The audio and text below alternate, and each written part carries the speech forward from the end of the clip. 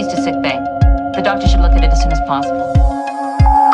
It is the way in which we propagate our species. Please demonstrate how this is accomplished. So, what's next? I don't know. Hi, and welcome to Casual Trek, a Star Trek recap and ranking podcast brought to you by Nerd and Ty and Naja's Menagerie. Hey, we've got humans now!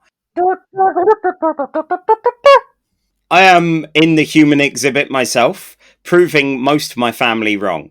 I'm Charlie Etheridge Nunn, a writer and a Pokémon fan. And I'm Miles Reed Labato, here to exhibit the long-haired Southern Brit. While I am not really a Pokémon fan, I am married to a Pokémon fan. That said, my favorite Pokémon is Wobbuffet. Nice. I've been partial to Fuecoco since Scarlet and Violet. He is an adorable little chap. He is. I'm not normally a fire starter guy, but yeah, like that one definitely had to go for. Normally it's been Squirtle all the way for me. What other Pokemon look so cool in sunglasses? That is true. You're asking the wrong member of the editing team. Which other Pokemon look good in sunglasses? As the podcast's resident Pokemon expert in a Star Trek podcast, I don't often get the chance to come out from behind the editing curtain, but I have risen to the cause of naming the 6 best Pokemon to wear sunglasses by category. For the funny category, Wobbuffet. Wobbuffet is hilarious, whatever it's doing. I just want to see it crossing its weird blue flippers, wearing a pair of shades. For the cool category, Gengar. Goes without saying, Gengar is cool and cooler in shades. For the practical category, Groudon. It summons harsh sunlight immediately when being sent out, so better give this Earth-huge Pokemon some shades.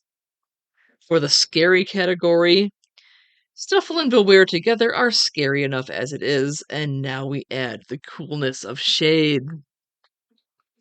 And for the strategic category, Dark-type Tyranitar has access to Knockoff and Pursuit. Equipping the black glasses adds extra damage to its stab damage on dark moves, removing an opponent's item and then punishing it hard if it switches out afterward. Finally, for the honorable mention, Missing No. He glitches, so you have infinite sunglasses. Wow. So, we are not talking about Pokemon. Not today, at least. That will inevitably happen at some point in the future. But instead, we talk about 3 different Star Trek shows we rank them on our big list of best to worst. And this episode, we're having a look at some adorable and questionable creatures in the various Star Trek animated series. Partly to celebrate the return of Lower Decks for its 5th and final season. And partly because it had been a while. And it's always fun to talk about weird creatures. So before we do that though, Miles, what non-Star Trek thing have you been enjoying since we last spoke? I have been enjoying a computer game. I have been playing, on the recommendation of Andy from Breakfast in the Ruins, the game Still Wakes the Deep, which is a first-person survival horror game done by a group I found out is actually based in Brighton.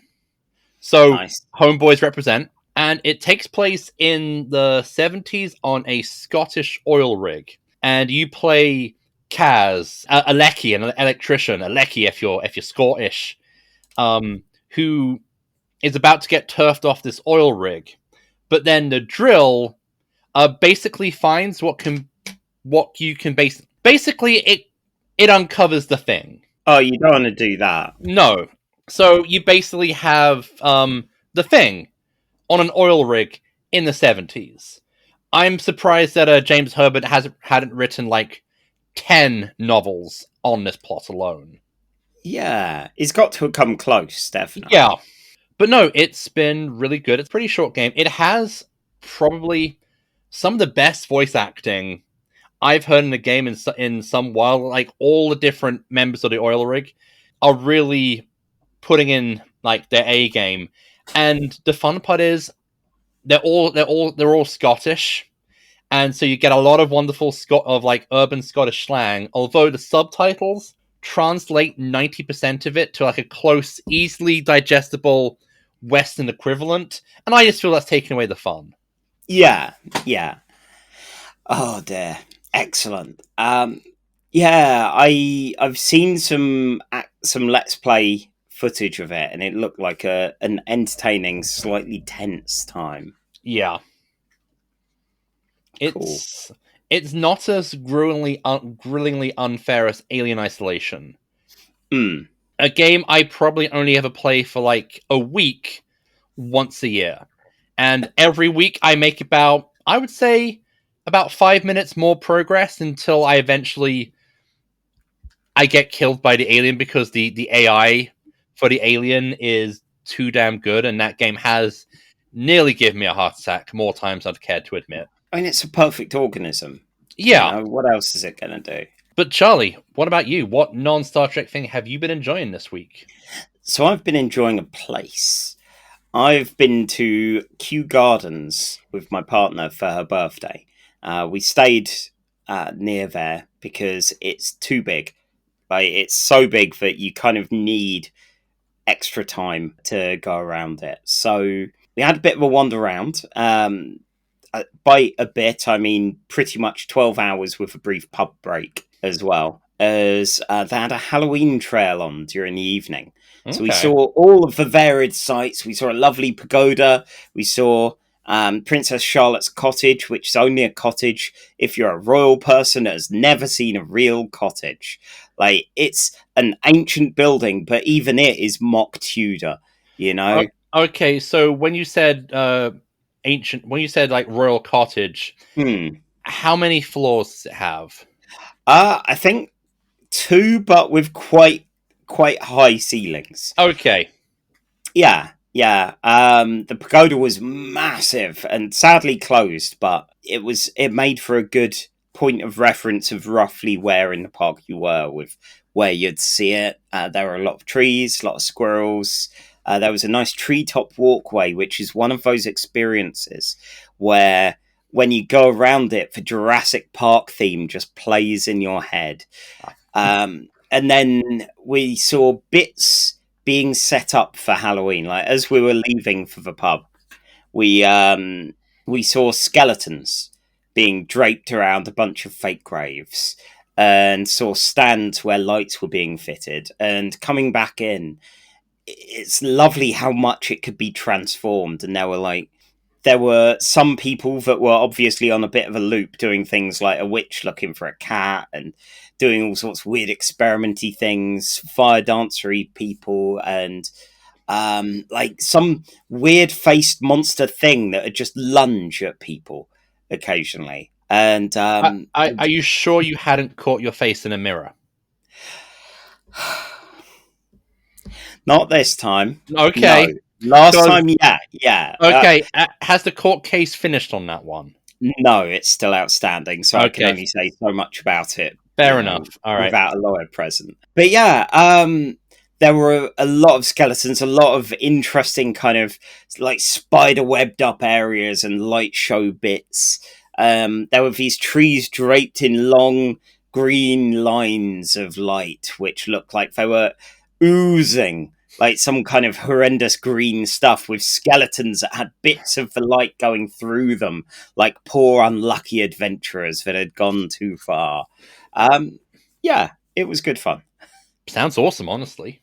Yeah. Emma and I have been to a few like Christmassy trails or winter trails, which are all quite nice and lit up around Stanmer Park and Wakehurst, but we're both a bit more Halloween people than Christmas people for that. So getting to see all of the spookiness and, you know, some of the kids that were freaked out by some bits, others that were yelling at the ring ghost looking person that was there. It was a good time. And do you know what was also a good time? Was it? 1 to 3 of these episodes. Yes, it was entirely. Yeah. So we're going to have the main event that I think people will inevitably know by our show title, which we've not decided on, but you know which episode we're referring. Yeah. That's going to be saved till last. So first up, we have an episode of Star Trek The Animated Series. This one's from Season 1, Episode 15, titled The Eye of the Beholder. And it aired on the 5th of January, 1974. Written by David P. Harmon and directed by Hal Sutherland. The UK's #1 hit was Merry Xmas Everybody. And yeah. It's I started watching the music video for it and going, I didn't realise there was a music video. Oh, this is all right. Like, as far as cheesy, bad, overplayed Christmas songs go, this is all right. And then it just didn't stop.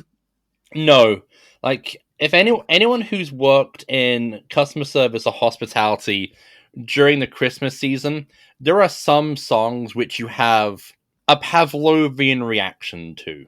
There is the one that we shall not mention, for to mention its name shall awaken her early. Then there is the Bob Geldof Live Aid song, which I think might just be the most patronizingly British song ever. It's like, hey, starving African child, do you know it's Christmas? Oh, dear. And then there's Paul McCartney's Christmas song, and I don't give Paul McCartney any kind of real slack, apart from this one song. Yeah. This song, it's just like, okay, great, Paul, you were already Beatles rich. Did you need to be like tacky Christmas pop song rich? Apparently so. And then there's this one, which, like you said, just doesn't end. But I can imagine like the hundreds of drunk punters on the dance floor. Definitely, yeah. This is drunk Christmas party kind of music. And the US had Jim Croce with "Time in a Bottle." That song from one of the slow motion bits in X-Men, and from the end credits of the most recent Agatha All Along episode as well, okay. which was weird. I have not watched Agatha All Along. I have watched Days of Future Past on a flight, either to or from the US. I can't remember. Mm-hmm. And it's the scene. I think like the scene itself and the slow motion one from Apocalypse are like the two best bits of those films. Yeah. It evidently hit on that thing of that one time was really good, so we have to do it again. Yeah. Did they do it in Dark Phoenix? God, I can't remember. I saw it at the cinema, and I've repressed so much of it. You know, there was the weird kind of cargo crate Chinosha. There was Celine, but not Celine. But, like, yeah, there's someone completely different by the same name. Sounds like most of the characters in the X-Men films that aren't Wolverine. Yeah, there was the terrible makeup job on Mystique, which just highlighted the fact that she was inevitably going to die. And the fact that they got the same fucking writer that did X-Men 3 The Last Stand to do Dark Phoenix and have a stab at it again. He was bad at it the first time. Anyway, need to not rant about that. I need to hear about what exactly is in the Eye of the Beholder. Go into the menage. The Enterprise is orbiting the planet Lactose Intolerance 7. There is a missing science crew. A land party beams aboard, takes the ship's log, and discovers that the leader of the expedition, Lieutenant Commander Markel, sent after 3 of his team didn't come back. The other 3 decided to go down, find out what's going on, and bring him back. This is a plan, of course, with no drawback, so the entire crew is missing. Kirk, Spock, and McCoy beam down into a Roger Dean album cover. Have you ever seen, if you ever seen like Yes or any kind of trippy poster in a head shop, or your dad, or like the bedsit of your 18-year-old friend who is way too much in the Grateful Dead, then you've seen that kind of poster. And they immediately get attacked by flying creatures. Dragon-like... Okay, the dragon-like creature doesn't attack them, it just kind of sways from side to side. And Kirk, Spock, and McCoy chase them off with their phasers. Although McCoy does briefly get crushed by the dragon one. Oh, McCoy, will we ever tire of you and your antics? F your Spock? Yes! The Kirk, Spock, and McCoy just kind of wander around the planet, going from ecosystem to ecosystem, until they get captured by giant hot pink Christmas logs with prehensile elephant-like proboscis. Kind of like the sand trout in Dune. They get captured and tentacled. Must be Tuesday. The big creatures take them back to their city, traveling at incredible speeds, and they realize, oh, we're actually in some kind of a zoo, and we're the new exhibit. Kirk, Spock, and McCoy get chucked in a encampment for humans, and they find Lieutenant Commander Merkel and some of the other members of the party. They've been trapped here the entire time. What happened to the other members of the party? Who knows? They probably got eaten, but we're not going to talk about it. Spock surmises that these creatures actually might be telepathic because he can kind of pick up a faint telepathic buzz. So, using the power of the mind, Spock is able to persuade one of the creatures to bring them the medical kit so McCoy can check out the injured members of the landing party, and then eventually a communicator. Plan to use the communicator to beam back onto the ship. Oh no! Right, no food in your exhibit. Okay, fine. That's okay. I'll just eat your leg, like in that one Flight of the Conchords song. Oh no. Okay, well, start and we'll see how far you get. Through the recap, not my leg. Okay. One of the smaller creatures takes the communicator and accidentally beams back up on board the Enterprise. Much to the shock of Scotty, who was definitely not expecting to have to write a report on this today. The two adult creatures start attacking Kirk telepathically because they're the parents and they're worried about their child. The small on the Enterprise, Scotty's just being carted around, like some kid's new toy, onto the bridge. How the hell does creature fit in the turbo lift? No clue. I'm guessing they have no bone structure and can just, they're like Dougal from the Magic Roundabout. They can just kind of squash and, stretch and squash to fit in any kind of volume. Yeah, it looks like Play-Doh or something. This is what happened to Morph from the old stop motion cartoons. Wow, Magic Roundabout and Morph. We are throwing in like the deep cut British pop culture references this week. Scotty is able to actually make friends with the creature, and beams him. And they beam back down, and the baby creature is reunited with its parents. It turns out that this planet and this species are centuries more advanced than the Federation, and was able to access all of the computer systems on the Enterprise, thus knowing about the Federation, about Starfleet, about doing a Starfleet, I assume. And the humans are let go. While these creatures are far more advanced than Starfleet and see them as primitive, they can see the capacity for growth and maybe come back in about 40 or 60 centuries. Although, as Kirk points out, they never did bother to work out what the time difference is for a century on this, the eye of the beholder. Wow.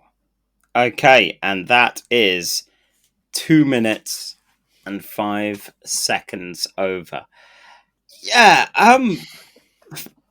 so those creatures, like, what the hell? I saw the episode art for this and was like, okay, this is probably going to be a good one, but they look so kind of weird and unfortunate, especially face on. Those kind of, I don't know, the trunks. I thought they were mounts or like pets of something, and I love the fact that they were the ones running the exhibit. Yeah, that is, I think, the really good thing about the animated series is that they realize, oh wait, we can actually do non-humanoid creatures, and yeah, okay, fine, they're not going to look great. This is Filmation, and we will cut every single corner we can, but we will give you some weird aliens.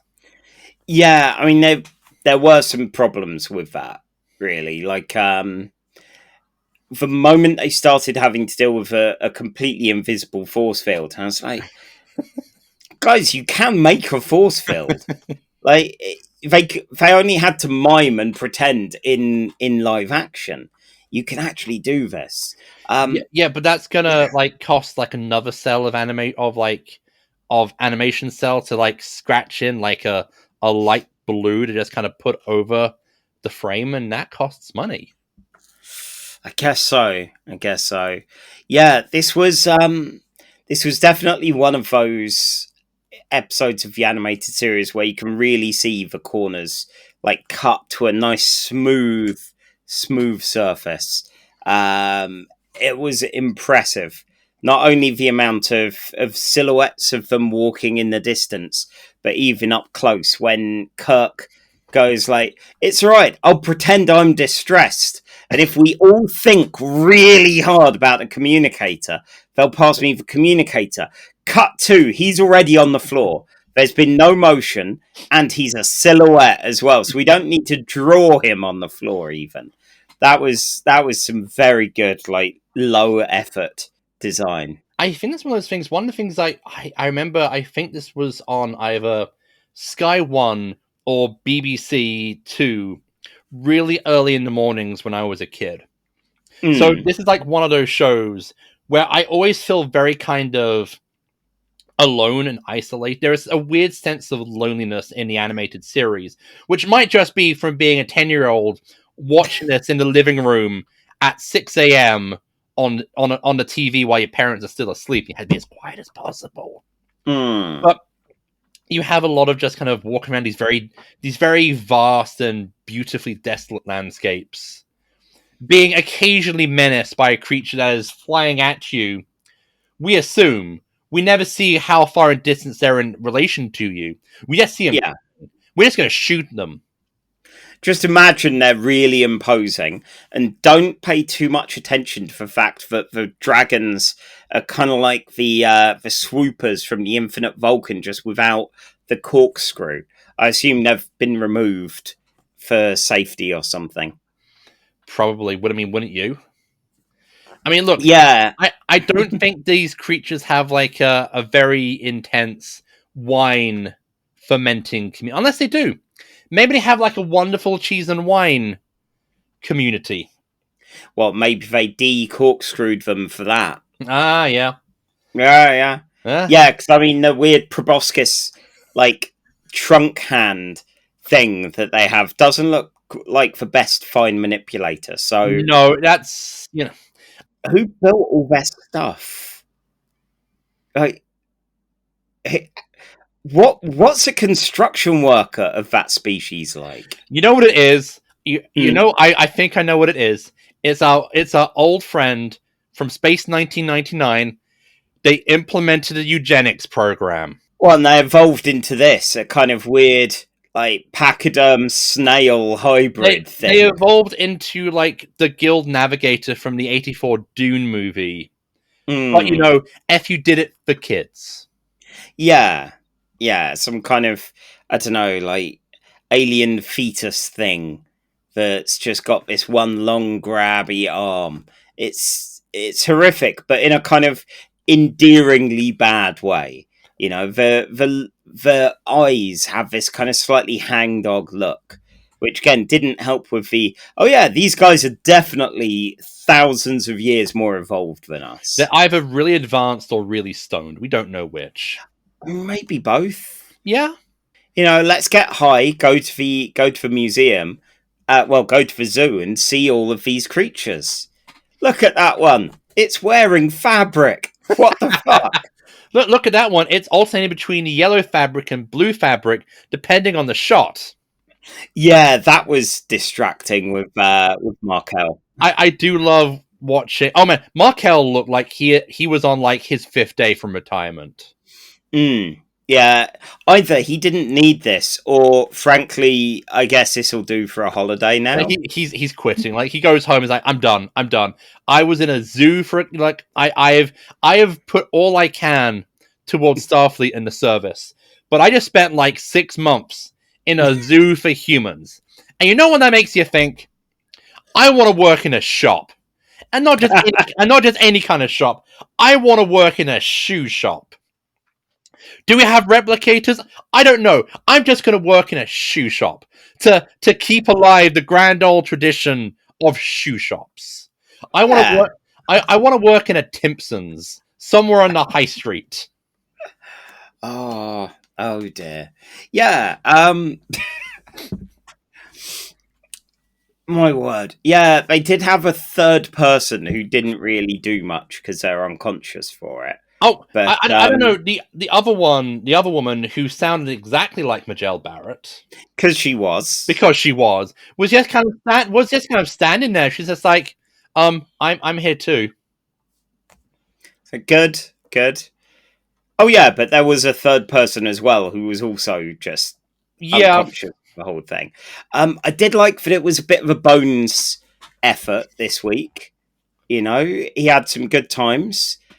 Trying to focus, everyone gave their good thinking looks, which for a cartoon where you can do anything, it's great to animate everyone just thinking with their eyes closed and being really still.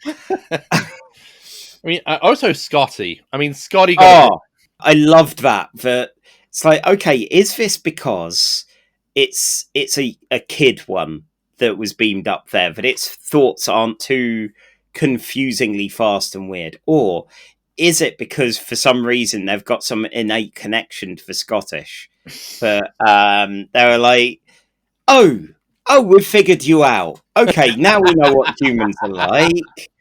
Yeah, we shouldn't put you in a zoo. Oh no, you don't put the Scottish in a zoo.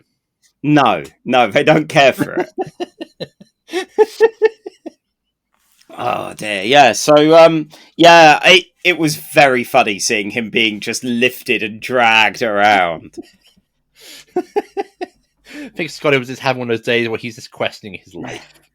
Yeah. Later on, it would 100% be a Miles O'Brien plot. Oh yeah, I'm just being lifted and dragged about. I am sure Miles O'Brien has been manhandled by some alien slug creature that Quark smuggled onto the station for reasons.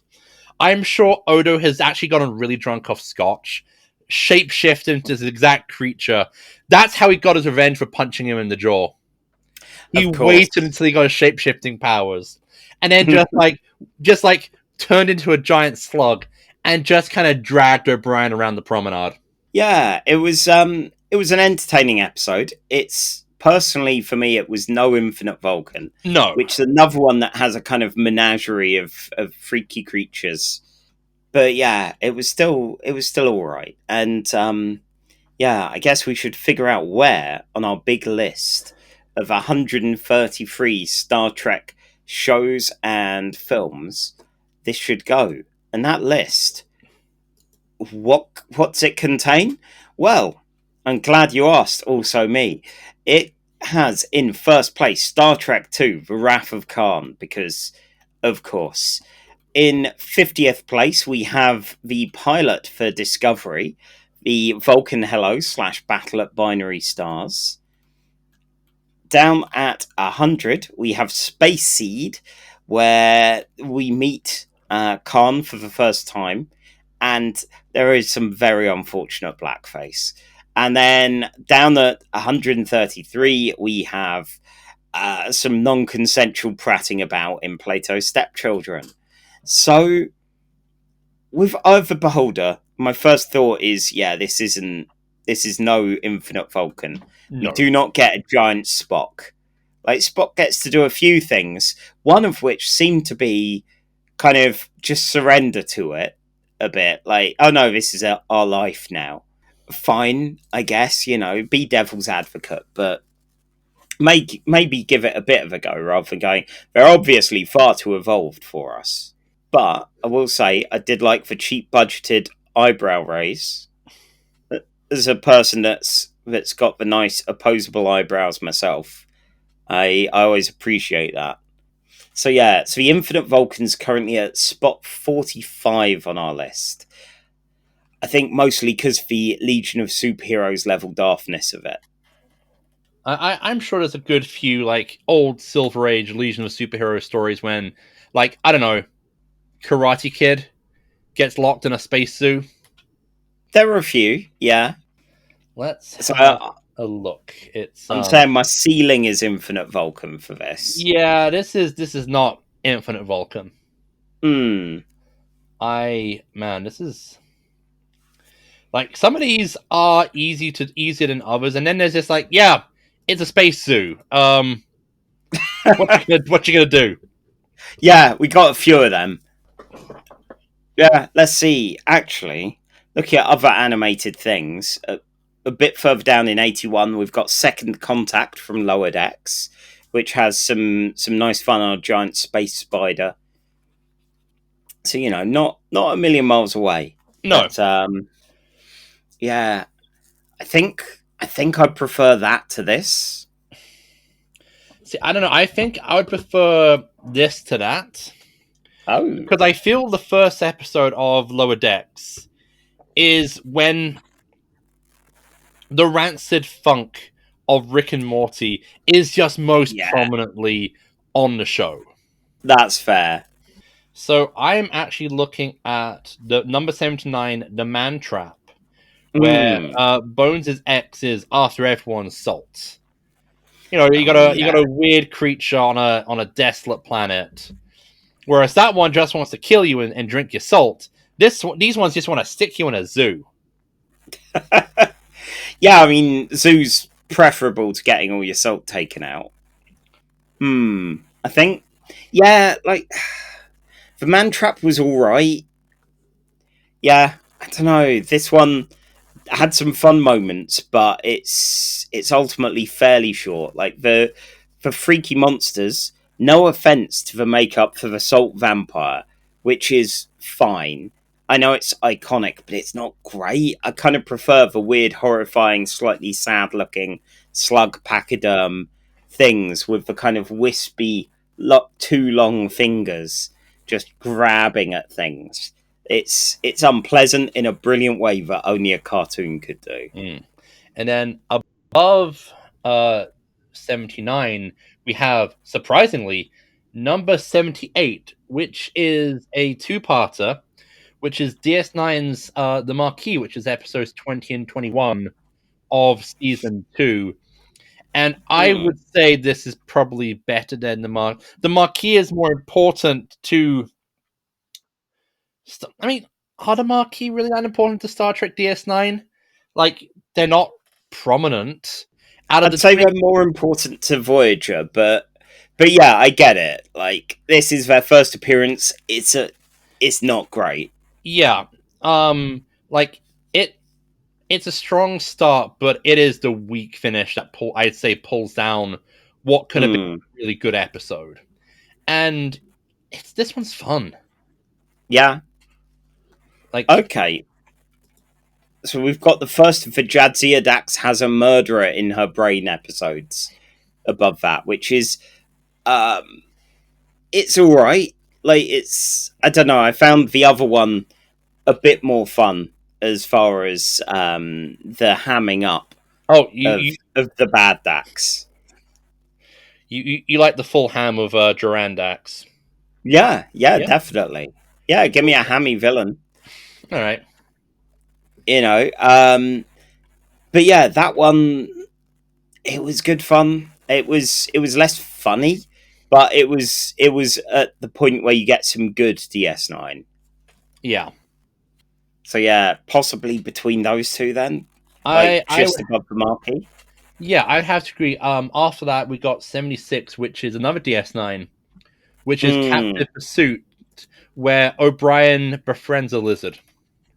Oh. Yeah, and he doesn't have to get carried around embarrassingly by the lizard. Yup. But there, So yeah, I would say that Captive Pursuit was better than this, but this, yeah. yeah, I would say that this is probably better. I would say this fits in pretty nicely between 77 and 78, Equilibrium and the Marquee, respectively. Nice. So that is the new number 78. And one day we will mention the episode Equilibrium without me thinking about the film with the gun catter. Oh, God. Not today, though. Not today.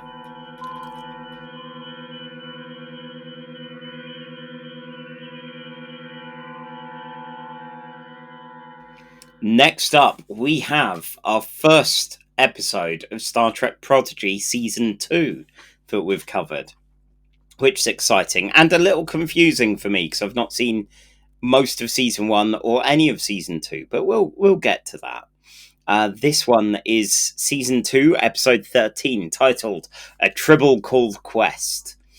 It aired on the 1st of July 2024.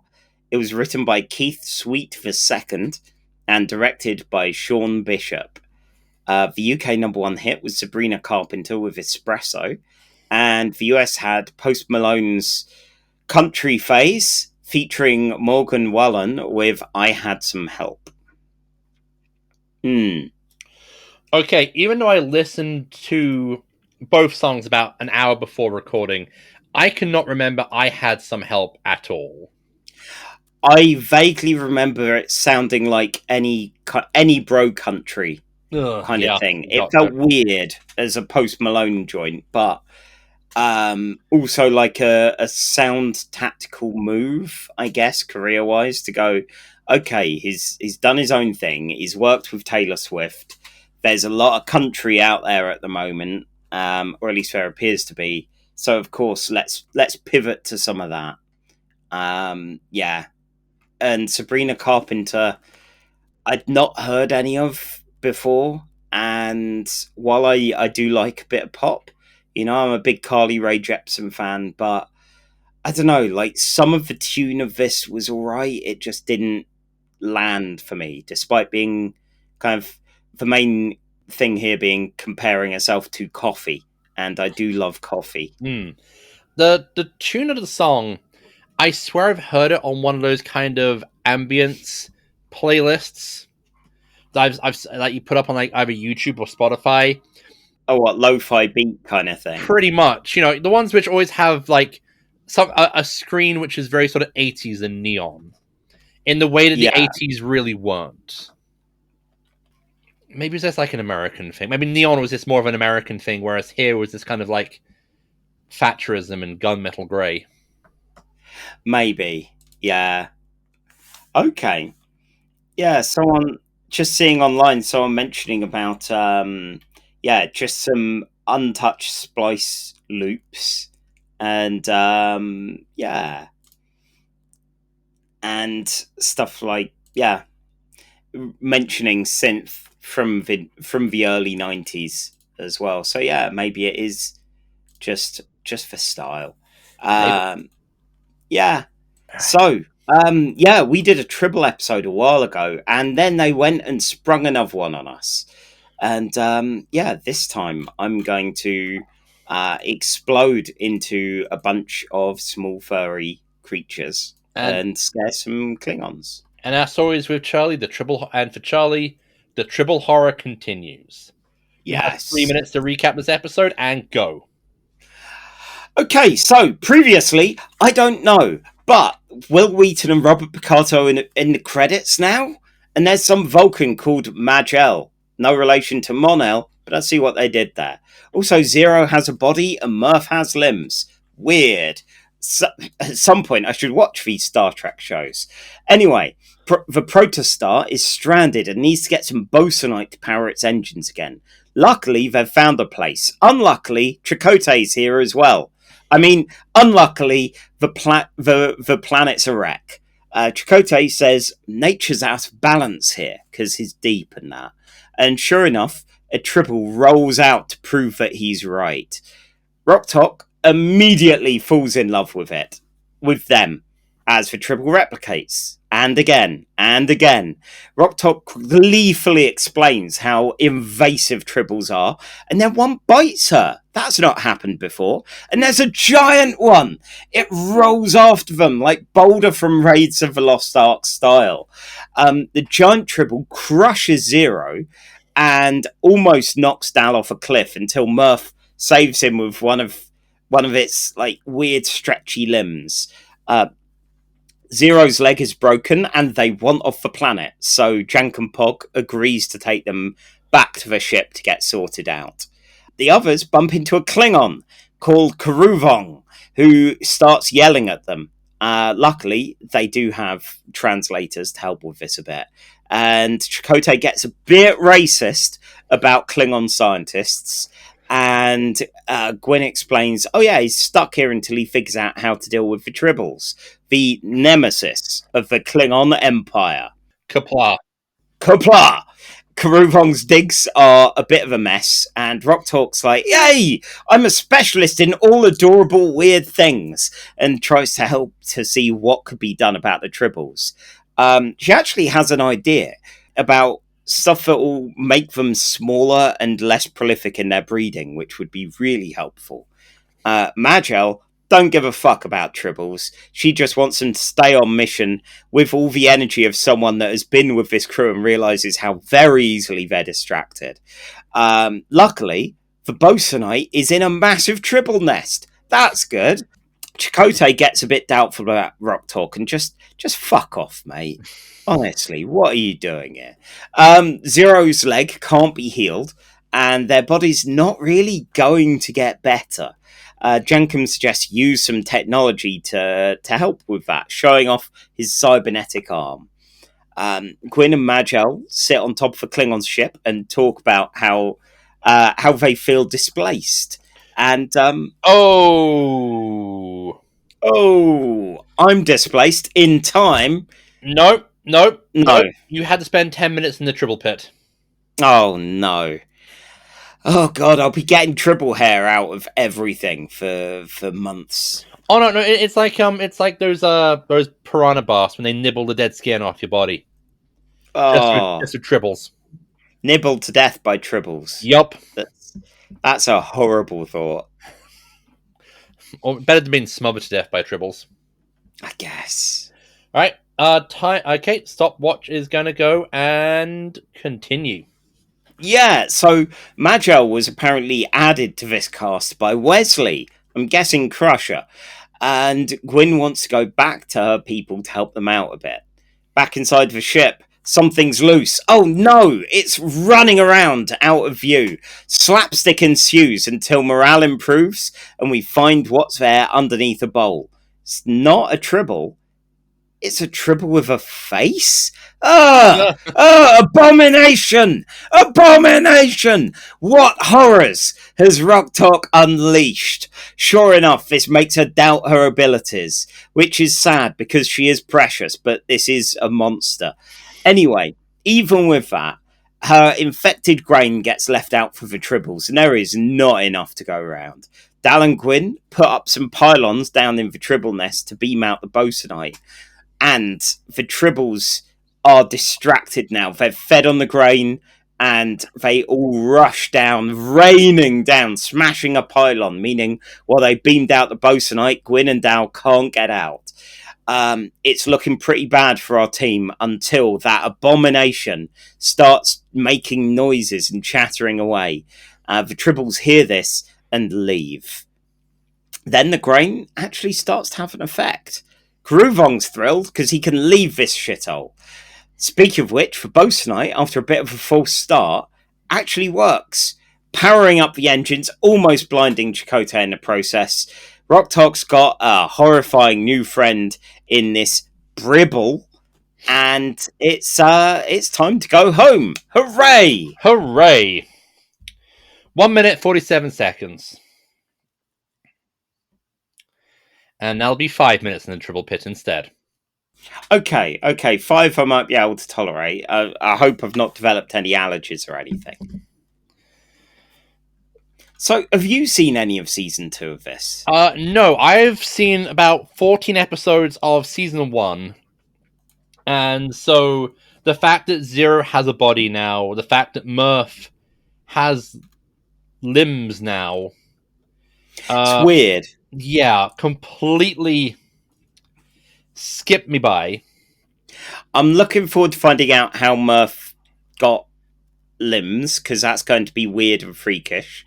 I feel this is what happens if you pick up like an issue of X-Men and you've not read an X-Men comic in like 4 years. Because you're like, who is this? Who is this long shot character? Who's Dazzler? Where's Cyclops? Why are they in Australia? Who's Eye Boy? Yeah, I get that. Admittedly, I am entirely one of those people that loves that moment of, I'm figuring this shit out. What is any of this? I don't know. I always find it quite intriguing. With this, I'm interested to see what they do with Zero, both in giving them a body and what's going to happen with their body kind of falling apart. Is it going to properly fall apart, or is it going to be a kind of we're exploring disability sort of thing? So yeah, I'm intrigued by that. And yeah, with Majel, where the moment I saw the name, I was like, oh, I see what you did. there. I get it. It's not going to be like Peter David's weird kind of like universal Majel Barrett thing that he was doing, right? Because yeah, that was odd. And yeah, there was a lot more Tribble horror with the giant ones, which hopefully weren't also pregnant with other giant tribbles, or just explode out like a horde of them. And I don't one know. that bit. These tribbles, I don't know if it's because of the animation, but like these tribbles seem almost rabid. Like the fur seems a lot more matted. In the animation than like they do in the TV show, where it's like this is a cute ball of fuzz. Whereas like that kind of clumped. It needs a trim. They all need a trim. Yeah, shampooing them maybe. I don't know. That might encourage them. How can you tell? How can you differentiate a rabid tribble from an actual tribble? Well, one of them bit Rock Talk. That's obviously a rabid one. That small baby was an abomination. It was. I looked at it, and it was that kind of, you have been packaged and designed to be kind of, hey, look at this adorable pet for like kid-friendly kind of things. And it's like, even as a kid, I'd been like, kill it. Just fucking kill it. I don't care for this thing. I am immediately dubious of it and its motives. It's going to be trouble. Yeah, on the whole, it was a fun story. It's just like there is some character stuff going on, but we're watching like obviously mid arc. Yeah, I am surprised that Chakotay is still wearing the shitty half ragged clothing that they obviously found him in. Yeah, if it was a cartoon, the old animated series, I go, well, of course they've done that because they didn't want to pay money to draw an extra uniform. Yeah, yeah. Who knows with this? Yeah, I didn't feel lost so much as there were some elements where I felt a little too similar to First Contact, with the way in which they entered the world and everything all went a bit awry, and you know, and they did manage to fix it in the end. It's like, yeah, it's kind of, I don't know, a little samey. Obviously, it's nice having new cast members to kind of bounce other characters off of, because that way you get things like Gwyn and Magel's interaction, which, like, it didn't feel like Gwyn and Dal would have that kind of conversation or anything. So, on the subject of Dal, I swear every time we watch a new episode of Prodigy, we end up going back to the same question. How obnoxious do you find Dal right now? And I feel like since we're, midway through season 2, and so this is the furthest that we've seen him, how obnoxious is Dal right now? I mean, he didn't do a massive amount in this. He was at an acceptable level of Dal. With the whole kind of this abomination Tribble is a kind of weird genetic engineered freak, and he was like, "Oh, like me." So yeah. When I was listing out synopses to try and see what episode to do, I saw there's one which explains what Dal is. So I'm guessing he's some kind of weird chimera of things. But yeah, aside from that and the pylons and needing rescuing, this was more Rock Talk's thing, which was good. Have you got to did you get to the point in the show where Rock Talk becomes like the science one? Nope, I have seen exactly as many episodes as we've covered. Okay. Well, no, I saw episode 3 of the 2 part. Gotcha. Because for context, they get stuck in like separate time zones, and Rock Talk is stuck on her own for a undisclosed amount of time, but it's implied to have been quite a while, because she goes in one end as she sort of is at the beginning of the show and comes out the other end like a scientific savant. Like nice. she basically spent that entire time just having to crunch all the science. See, I like when you can muck about with stuff like that. There was a pair of X-Men annuals by Brian Bendis and Andrea Sorrentino about Tempest getting stuck out of time and going back and forth, and all of the wonders and horrors of what that means, especially if you make a life for yourself for several years and then in a whim it accidentally gets completely undone, which is horrifying, but also made her a lot more done with Scott Summers and Professor X's bullshit. So yeah, which was good. And speaking of bullshit, we have a big list. We do, yeah. We've got to the point where I'm blathering about X-Men, so it's probably a good point to check that list out. God. Yeah, so... This was fine. It was fine, yeah. So I'm looking at First Contact in 88 currently, which, yeah, that's like the planet side stuff. If we remove the specificity of tribbles from it and a Ferengi from that, there are some similar beats, it felt like. I feel First Contact, there is much more of a doing a Starfleet. Yes, definitely. Because, like, despite, the Ferengi involved being, like, Dal's Yondu being kind of like, well, of course, dodgy cons. Tell them they're doing a Starfleet. There was still the aim and overall result. Like, okay. I mean, this one doesn't, like, based on the Tribble stories, I would say that this would be the weakest of the 4 Tribble stories. Yeah, because it doesn't have the comedy, which isn't a problem, and it's great to see the Tribbles used for more dramatic, like, oh my god, our heroes could die because of a giant goddamn Tribble. I did have that moment seeing Zero get crushed. I was like, they didn't just fucking kill Zero with a Tribble, did they? Like, what? And yeah, they broke their leg, but still, yeah, it was interesting to see. And yeah, that'd be so embarrassing. And people have died. Yeah. What's his name? The guy who plays Bob in Bob's Burgers. Yeah. In the short trek. Yeah. Oh dear.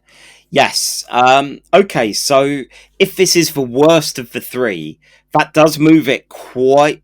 of the 4. That moves it quite low down. That puts it below Prodigy's pilot and Encounter at Farpoint. It puts it to spot 118 out of currently 134 with the Tribble body horror. And I admit, I know it's low down on the list. A lot of the episode is a bit meh, but the body horror is very good fun. Like, that disturbed me. The body horror and just, like, some of the very good comedy. Yeah, David Carroll did a very good job with that. Yeah.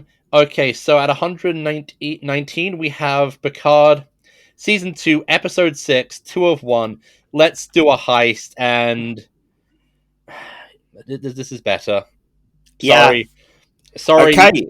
Sorry, Heist. Yeah.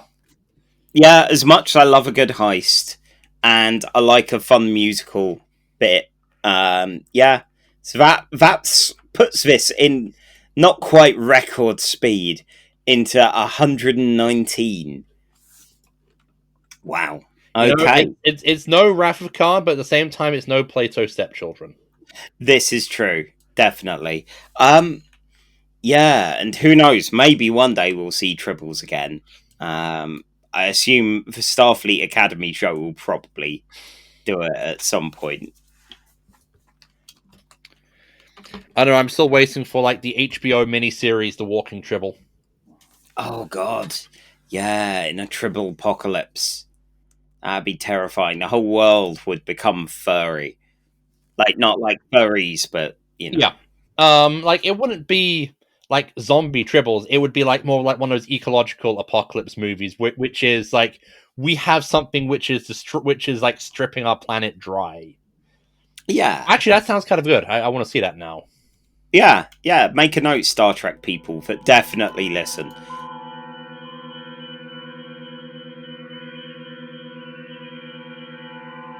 Our third and final episode of the night is Star Trek Lower Decks Season 4, Episode 2. I forgot the title of this, and it's brilliant. It is I have no bones. I have no bones, yet I must flee. It aired on the 7th of September 2023, written by Aaron Burdett, directed by Megan Lloyd. The UK number one hit was Olivia Rodrigo's Vampire, and the US's was Oliver Anthony Music with Richmond north of Richmond. Yeah, Olivia Rodrigo, quite like. Yeah. She's alright. You know, it feels very much like some of her tracks feel like she's getting some nice interferency, like poppier version of your Riot Girl kind of music at times. A lot of the time she doesn't quite hit that, but yeah, overall, she's pretty good. Oliver Anthony Music, on the other hand, I couldn't bring myself to watch it, so I watched Todd in the Shadows episode of his channel about this, and yeah, it's not good. I listened to the song. I remember immediately. I clicked the link on the Todd in the Shadows review, and I immediately remembered that this song was a thing in 2023, and all the controversy.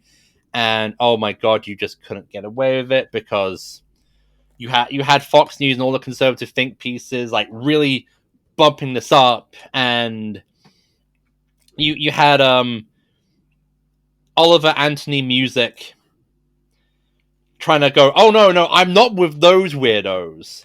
I'm my own kind of weirdo. I'm very clearly a libertarian. And it's just like, yeah, after what song was it last week where I just hated the experience of having to listen to for the podcast? Oh god, Mario's Let Me Love You. There we go. I think we found yet another song where I am angry at the show and angry at you for having to listen to this song. At the same time, I'm also angry at myself for going all the way back in episode like 1 or 2. I'm like, hey, we should also mention what songs were number one when this episode debuted, because we're clearly music people. This is not going to come back and bite us in the ass with Anthony Michael Hall, the Rich Men of Richmond. Now. Do not take the name of Anthony Michael Hall in vain. Okay, fine. Judd Nelson's Rich Men of Richmond. Much better. Okay. Wait, no, hang on. The Emilio Estevez. Richmond. Oh dear. Okay, so on that note, yeah, it's your turn to do the recap. So I have one thing to say to you. What? Moopsy. Hey kids, who's ready for more of Mariner's weird issues? Did you say you? Because guess what? We're getting some more. Despite being promoted last episode, Mariner hears Shax and Ransom while they're doing a workout And Ransom mentions how Mariner is not going to be his problem for much longer. Mariner immediately jumps to the worst possible conclusion and assumes that after being promoted, Ransom's going to slap her right back down to ensign. But she's not going to give him a chance to do that because she's going, Ransom can't fire her because she quits. And so she's going to become as insubordinate as possible. Great logic On the mission they are going to go on. Meanwhile, the lower decks gang, apart from Rutherford, are all being moved to quarters because they've been promoted, and so they don't have the bunks in the middle of the corridor anymore. Boimler, he gets a room right next to the warp nacelle, so there's red light just beaming in through the windows. So he moves to the room, to the quarters, which is between two holodecks, where he gets to hear Anna and Shax kill Peter Pan and Captain Freeman sing a song. He tries sleeping in the Jeffries tubes, but eventually, after he decides to room with Rutherford, turns out that there's actually a window filter setting to make sure that the glow from the warp nacelles doesn't blind you. You think that would be a training video. Meanwhile, because there's several plots going on, so get the two side plots out of the way. Rutherford wants to get promoted, so he and Tendi can still hang out despite their difference in ranks. So what he tries to do is do some really impressive engineering stuff. But it turns out that Rutherford now has a sitcom arch nemesis, Remick, who every time he does some fantastic bit of engineering feats, Remick is right there and is beaten to the punch. Eventually, Tendi says to Rutherford, "Hey, even though we're a different rank, we're still gonna be friends and best buds because Tendi's the best." And Rutherford goes, "Man, I really wish I hadn't I had taken those promotions that I've been offered earlier for all the times I've saved the ship." "What?" says Tendi, but hey, and Tendi goes, "Hey, Billups, you know that time Rutherford saved the ship? Can he be promoted for that?" And Billups goes, "Okay," giving Rutherford the pips that he was about to give Remick to promote him on his first day. Now Rutherford and also Tendi have a sitcom arch nemesis in Remick. Meanwhile, in the A-plot, Ooh, just out of time. The A-plot doesn't exist. We're not doing it now. Ha! Not really. I want to hear about the Moopsy. So, far away.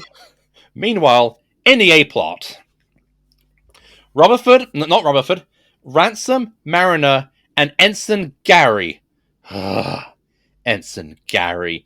They're going on a mission to a menage. Turns out that Naj's Menagerie au Fun accidentally picked up a couple of humans. And they're here to grab the humans, bring them back. Mariner is in her sweats and workout gear. She is calling Ransom Jack, and she is being as insubordinate as possible. And Ransom's just it's fine. Everything is fine, which just causes Mariner to act out.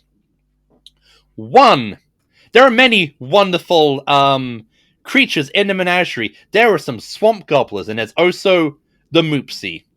The Moopsy is an adorable little ball of fat with 4 little stubby arms, a wiggly tail, a wiggly butt, and it just simply says Moopsy like a little adorable Pokemon. Oh, by the way, the Moopsy also fucking drinks your bones.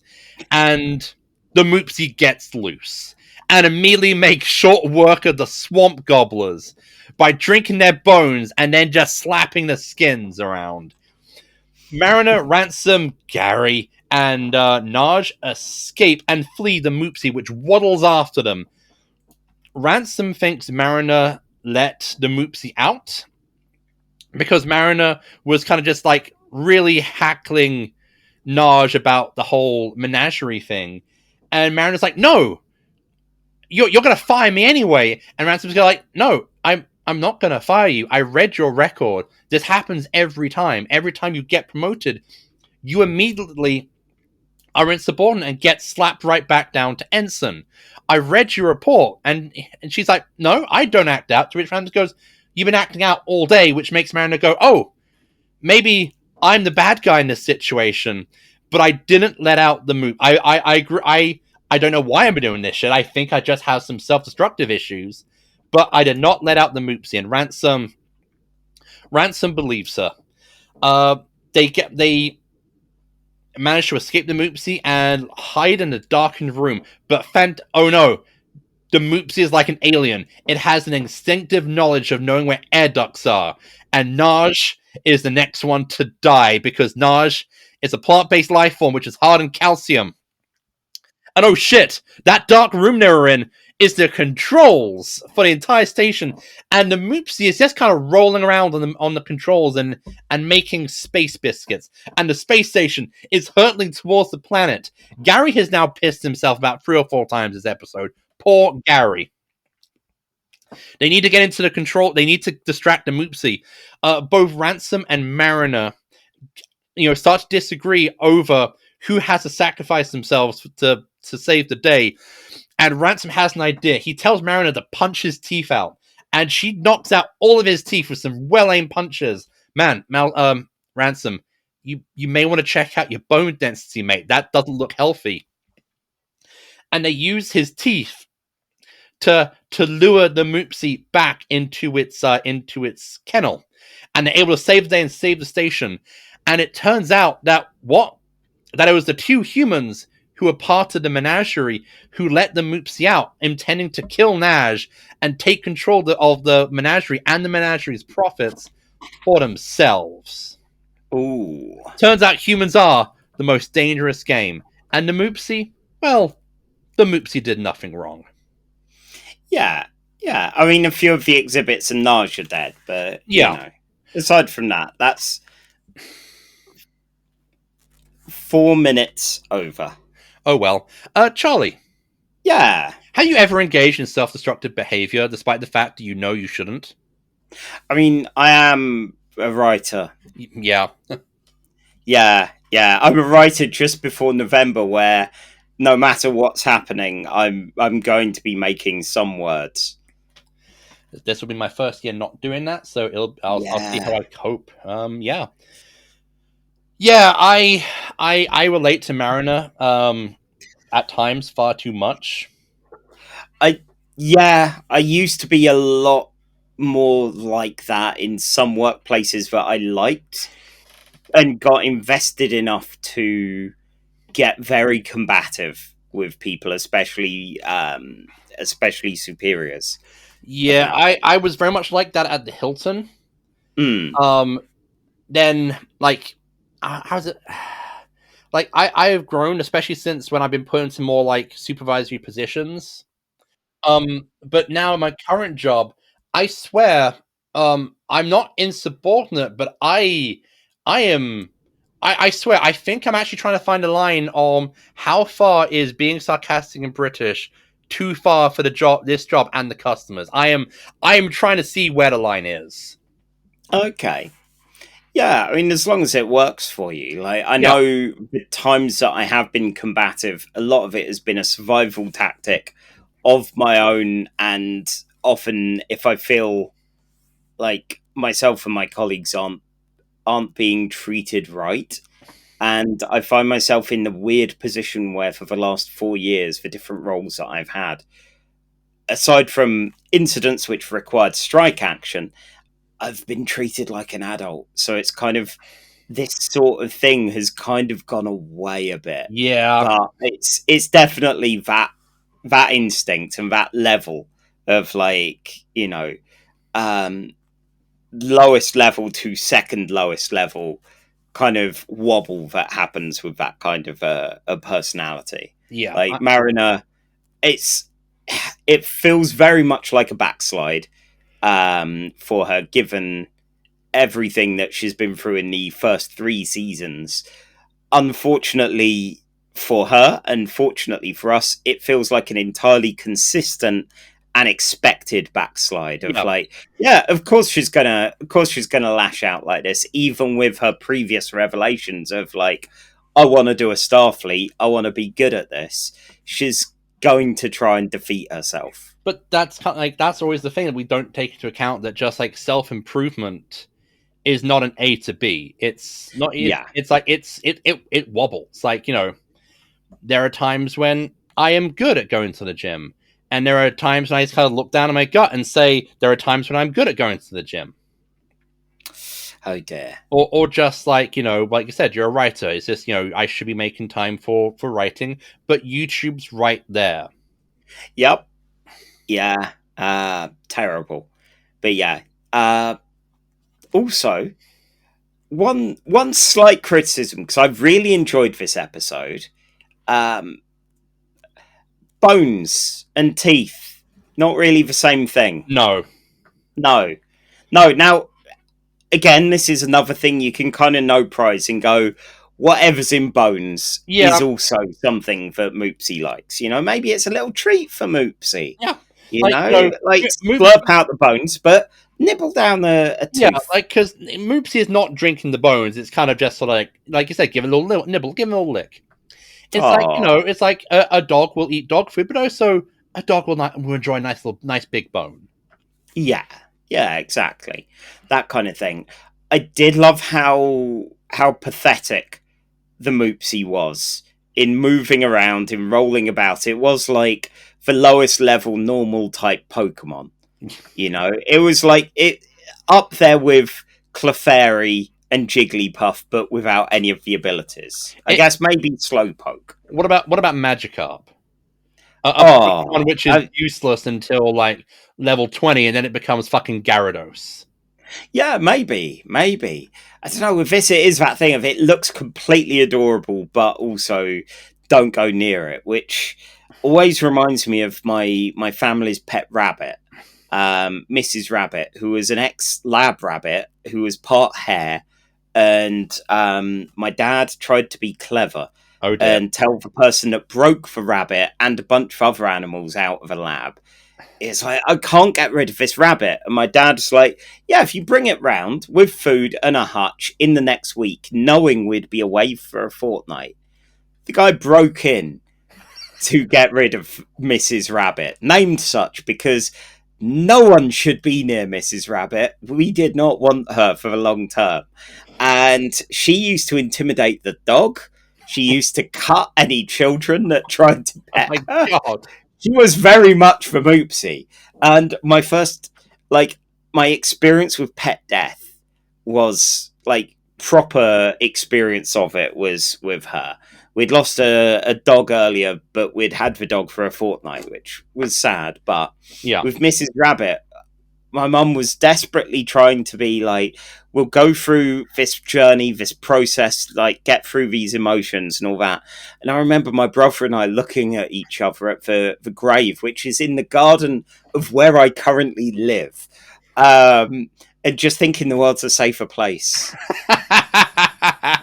And sometimes I still imagine there'll be this skeletal paw out from under the tree where she's buried. Sounds like it was already dead and was then buried in the pet cemetery, like in the King novel, and it came back wrong. That's I mean, maybe that's what experiment was done on her, but it was that thing of we can't just let her go because she'll fell cars. So she will kill the killing spree that she'll do. You basically had the bunny from Monty Python, the Holy Grail.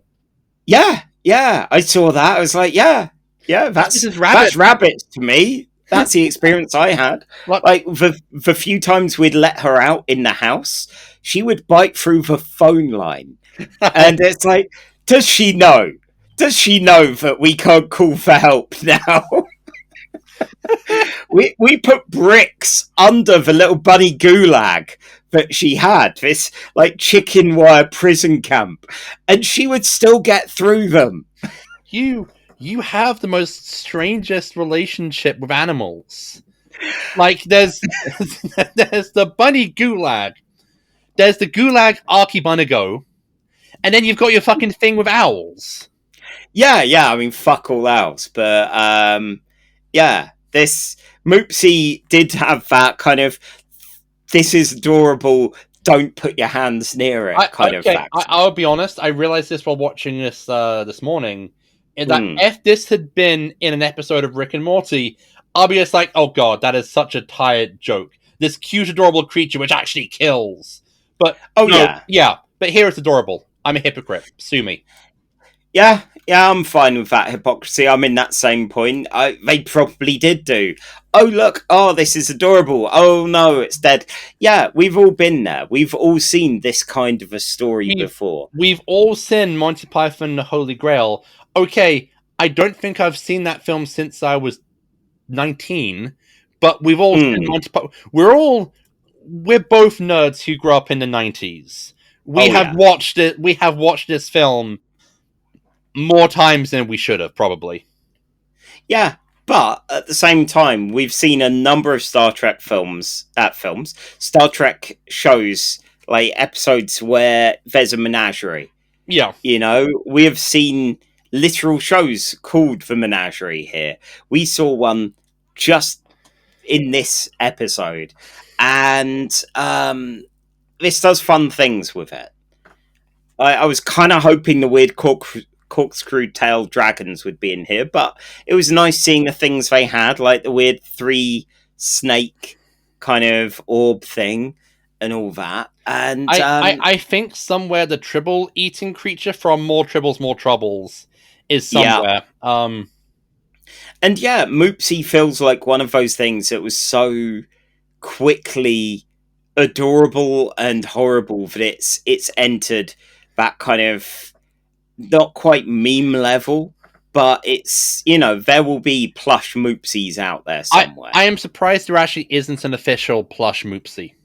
Yeah, there should be if there isn't already. I remember when I watched this episode for the first time, like 15 minutes in, I had to stop and go, my wife's gonna fucking love this. my wife is going to fall in love with the Moopsy. Because I know how my wife works. Anywhere I look, there's at least 5 Pokemon plushies. Yeah, and that has been one of the joys in the editing chat of numerous Pokemon things popping up. Okay, apparently there is an official Moopsy plush. Okay, and you need to put that link in the chat right now. I didn't realise that Emma hadn't, because she hadn't seen this episode, and we had this on, and she was like, there is something wrong with this, isn't there? It's like, yes. yes. Yeah, in the best way. Yeah, and then I suppose should we talk about the B and C plots? I'm sure they're okay. The one with what is it? It was Livik. That was the nemesis, played by Nolan North, who is most video game guy protagonists. And he's also Superman and Superboy in the Young Justice cartoon. Yeah, he's good fun. But yeah, he was entertaining as the nemesis. I can't remember if he appears any further. He does appear in like the last episode of the season. Oh, good. Oh, yes. Yeah. One thing I will say is, going back to that, the oppositional nature of Mariner with her and Ransom and all that is, I have definitely had a nemesis at work a few times. Have you had a nemesis? This has come up on the show before. Oh, good. Okay. Like honestly, I've had several other supervisors from either other Starbucks or at Starbucks where I've worked with, who have like tried to become my rival. And the thing is, it's like, you know, I really want to say it's I don't want to say it's like shonen like battle manga logic where it's like we're rivals to the end. It's just like okay, I don't care. Yeah. It's supervisors I find a bit different, but you know, around the same level as you, Nemesis. It's not always fun to have, but sometimes you need a nemesis. These were supervisors on the same level as me when I was a supervisor. So, like, I see. They're kind of acting like Vegeta, and I'm just kind of like, man, fighting's fun. So, like Goku. Pretty much. Yeah, You know, good. Vegeta's like, I am going to become like the superest duperest Saiyan, and Goku's like, that's cute, go for it. Yeah, Yeah, I okay. believe in you, and we'll fight. Fucking love Goku. Good, he's a good egg, despite some really shit decision making. Yeah, and it's just like every time this happened, I was just like, I don't care enough. Fair. Like, I just want to do the job and get paid. This is not my life. I did love Rutherford's whole thing of, I can ask for things that I've earned. Like, I could get recognition for having done a good thing. I've definitely been there with my work, where that kind of thing of like, oh shit, I did do a good job. Yep. Oh, and I'm having to say it in not a defensive fashion. Yeah, That's weird. Yeah. So while it felt like the least necessary story arc in this, at the same time it was fun. yeah, and I like the Boimler apartment, quarter swap sub. Oh yeah, I gotta say, I was surprised that they actually made like a kind of an emotional moment of the four leaving, like the bunk corridor when like all the light they all leave and the lights go down, as if to go, we're never seeing this again. Yeah, we're in a nice end of an era, and for a cartoon especially, it's quite nice that there's actually some growth for an adult animated cartoon. Oh yeah. So that was a fun story as well. The type. Who the fuck makes the California class? Were they drunk? Because we've seen the corridor bunk rooms. We've got a bunk room between two holodecks. We've got all of that. It does seem like someone was having a weird mood when they decided to make this place. Dan Harmon. Oh, no. It's a spaceship designed for maximum comedic hijinks. So, no, it's the guy who created the Big Bang Theory. Fuck! Okay. Oh, dear. Right. Okay, before any Big Bang rants. I have one last question before we put this on the list. So, what was the title of this episode again?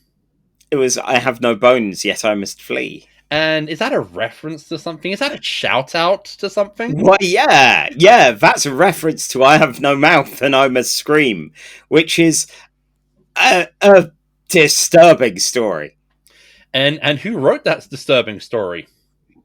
Now, I mostly know this because of the is it the Spoony Experiment did this as a video game, like back when he was covering like media and hadn't gone a bit weird. I think it was him doing the point and click adventure.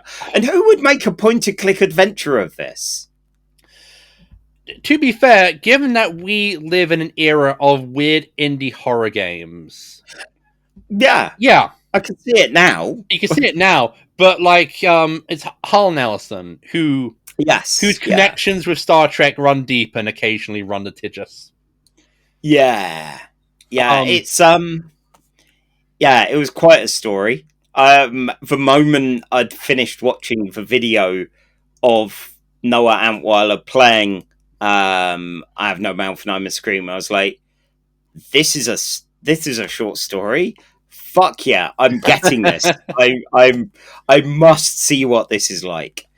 So it was suitably grim. Yeah, it's disturbing. The game is oh so disturbing. Although I gotta say, Harl Nelson does a fantastic job playing the evil sentient supercomputer Am. Of course, only Harl Nelson could scream the name Ted with as much vitriol and bile as any person could. See, that quote, that was one of the ones that I had at work at Lloyd's. Oh, the hate. How much hate? Yeah. Okay. All right. Yeah, because there was always a free format bit that you'd have at the end when it was your turn to do the group shout. And originally inspired by the late lamented Awesomed by Comics podcast, I kept finding the Wikipedia page for anything and using a banking term and just finding replacing like the aloe plant or Galactus or anything like that. And then at some points I started using Bioshock. And at one point, yes, I used the monologue from I Have No Mouth and I Must Scream. Okay. I think that's when I had a countdown to me leaving there. Okay. For context, here is now a clip of the monologue in question. Hate. Let me tell you how much I've come to hate you since I began to live. There are 387.44 million miles of printed circuits in wafer-thin layers that fill my complex. If the word hate was engraved on each nanoangstrom of those hundreds of millions of miles, it would not equal 1/1 billionth of the hate I feel for humans at this micro-instant. For you, hate! Hate! That was great stuff by Hal Nelson. Now, Charlie. Yes. This is number one on the list, right? Better than Wrath of Khan. I mean, it's good. I mean, the Moopsy did nothing wrong. That's questionable. Like, Naj is no longer with us. Naj is no longer with us, and we're now down 2 swamp gobblers. But at the same time, the Moopsy is, as far as we know, just an animal. It has the animal level intelligence. Yeah. If an animal gets loose and mauls someone, has the animal committed the crime, or is the animal just fulfilling its nature? I know. And when Emma and I were watching this, that was entirely my defense. But, the Moopsy doesn't know any better. The Moopsy is just fulfilling its basic biological needs. As far as we're aware, it just padding over controls and getting into vents is just it playing. Yeah. Yeah. So, and I'm looking at the list, and we've got, let's see, what do we have? We have the Infinite Vulcan at 45, which had some fun animals and some weird shit going on. There's Iborg at 38, where LaForge and Crusher get a new pet, but this time it's a Borg. So was that? Yes, the Borg, Iborg. Sorry. Like, is it good enough to crack like top 40? Because there are some fun stories, but are they, like, aside from the Moopsy, is this deserving of going like up? Okay, so top. I mean, let's have a look. I mean, if we're looking at you're looking at Iborg on number 38. We've got Threshold on 39, and then we've got we've got like In the Flesh. We've got Drone. Oh yeah. I mean, we have. we have Crossover in 33 where Odo fucking explodes. Yeah, and he's getting like your bones sucked dry by Moopsy better than Odo exploding. Like, those are two very visceral experiences.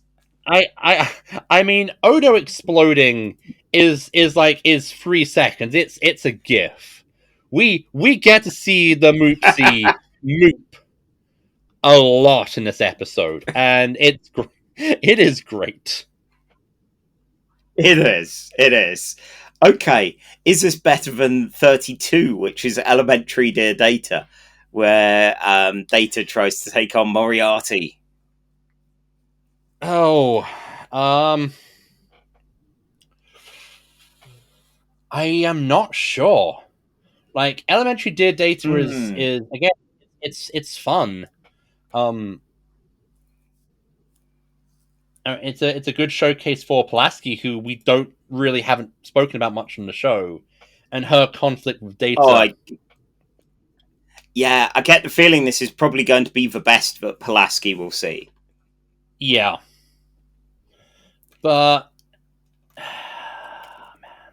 at the same time, Crossover has evil Mirror Kira. Oh yeah,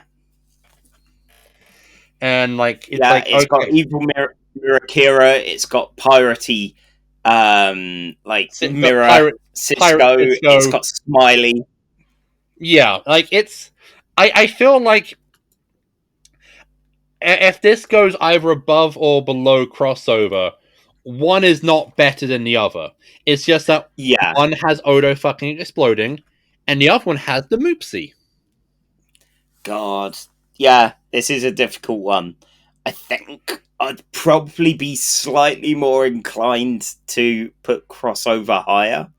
But, we've not returned to that Mirror Universe and seen whether it gets done to death with the other episodes, which, it might do. Always a But, possibility. So yeah. I am good with that. Cool. So that puts this at the new 34, a strong showing for the Moopsy. Man, number 34 is a Taste of Armageddon, which is one of my favorite favorite TOS episodes, if only because the people on the planet walk around basically wearing the International Rescue outfit from Thunderbirds. Oh my God, that fashion. One day we need to do like a stream or something ranking fashion, not of the crew, no, but of just any of the ships, but of the aliens, of the varied people that we see. Man, you see, now you've given me an idea, an evil idea. Uh-oh. Are you going to dress with one of those kind of weird cone hats for Halloween then? No, I'm just going to slap some Doctor Who and Blake Seven costumes in there because that shit gets wild. Oh yeah. Okay. Good. So, that's us now with 136 items on our big list. And we're done with adorable, awful creatures. And Moopsy, who did very little wrong. And now it's Casual Trek with 100% more Moopsy in the big list. Yeah. Unless they bring back the Moopsy in the last season. Maybe. Nice. I could see them doing it. God, they're probably going to bring back Peanut Hamper, aren't they? Oh God, yeah. I know. Maybe if we're really, really lucky, Ryan North will write the Moopsy into the lower deck ongoing that starts in a couple of months. True. Okay. Well, imagine an Aliens-esque sequel, Moopsies. Oh God. Oh, horrific. Okay. While you imagine that, that's it for us. And next time we are remembering the sadly recently passed Jerry Taylor, who wrote a ton of Star Trek episodes, books, the whole thing. We're going to have a look at some of her episodes from throughout the Star Trek oeuvre. And that should be a fun time. Meanwhile, if you can't get enough of us, you can find us on kofi.com/casualtrek to bung us a bit of money and suggest an episode or a theme, and we will build a show all around an episode or theme. We can also be found on Blue Sky at casualtrek.bsky.social. And Miles, what about you? Where can you be found? They can find me on the men's room floor. Oh dear. You can find. It's been one of those times then. I live in America a week before an election, during an election year. Yeah, you can. Yeah. My Blue Sky account is milesreedlabato.bsky.social, and you can find me at my blog at mareedlabato.wordpress.com. Cool. Yeah, I can be found at Blue Sky as well with skyshark.bsky.social, Tumblr occasionally at Faked Tales, and fakedtales.com for my blog, show notes, and occasional bits about RPGs or 2000 ADs. And with that, live long and Moopsy. Live long and don't let it eat your bones. Moopsy. Moopsy. Moopsy. You have been listening to Casual Trek, a Nerd and High podcast, presented by Charlie Etheridge Nunn and Miles Reed Lobato. Music by Alfred Etheridge Nunn. Star Trek by Paramount. Not us. Not yet.